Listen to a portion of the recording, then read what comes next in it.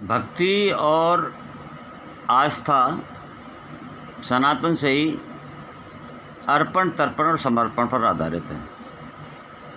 जब परमात्मा को हम सब कुछ समर्पित कर देते हैं कि आप जानें हमारी आत्मा के बारे में, क्योंकि आपने जन्म दिया, आपने जीवन दिया, आप स्वयं निर्णय करने वाले हैं। समर्पण कर दिया जब, जैसे मैंने कर दिया शिव भोलेनाथ को समर्पण और परमात्मा को समर्पण, तो अब वो जैसे रखें वैसे रहेंगे, जो वो बुलवाएंगे बोलेंगे।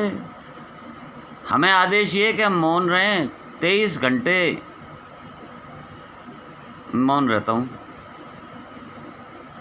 और जो मेरी आस्था है, अर्चना है, उसको क्या मेरी बातचीत होती हैं, कैसे बातचीत होती हैं परमात्मा से, वो गोपनीय विषय है।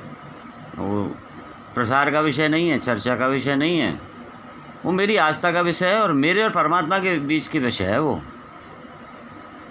बहुत सारे लोग ये प्रदर्शन करते हैं कि हमने शिव जी के दर्शन कर लिए, हमने ना, तो हम तो रोज़ ही बातचीत होती है हमारी, प्रतिदिन। और देखिए, किसी भी पल आप अपने जीवन को परिवर्तित कर सकते हैं, किसी भी पल। मैं ये नहीं कहता कि आप पुरुषार्थ ना करें, आप व्यवसाय ना करें, आप अपने बच्चों का भरण पोषण ना करें, आप परमानंद ना करें, आप बड़े ना बने, पर बनेंगे जब आप अपने आप को, स्वयं को जान लेंगे और स्वयं को समय देंगे।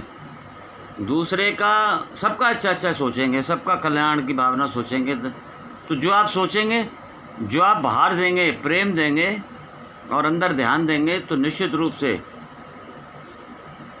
हम मंदिरों में जाते हैं, पीठों में जाते हैं और वो मांगते हैं। कभी ये मांगा कि परमात्मा से हमने ये कहा मंदिर में जाके, चलिए आप हमारे घर पर रहना, मेरे को ये दे दो, मेरे को बच्चे की नौकरी लगा दो, मेरा ये कर दो। हम अपनी इच्छाएं पूर्ण मांगते हैं भगवान के सामने, वो करते भी हैं पूर्ण। परंतु हम ये क्यों नहीं कहते परमात्मा से कि आप हमारे साथ चलो, हमारे यहाँ रहना। जब परमात्मा ही आपके हो जाएंगे तो फिर आपको किस चीज़ की कमी रहेगी। जब उनका हाथ ही आपके सिर पे आ जाएगा तो उसके बाद में परमानंद की स्थिति में आप पहुंच जाएंगे।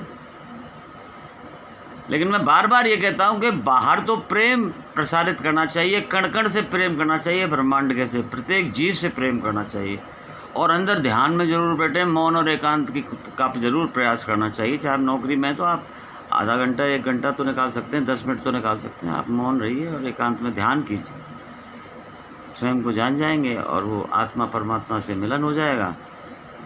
ये हर युग में होगा। खुश रहिए, प्रसन्न रहिए, अपनी मस्ती में अपना जीवन जिए और मौन रहेंगे, एकांत में रहेंगे, पशु पक्षियों से, हर प्रत्येक जीव से प्रेम करेंगे, तो निश्चित रूप से भक्त के वश में होते हैं भगवान। ओम शिव गोरक्ष योगी नमः। सदैव आपका योगी देवेंद्र नाथ।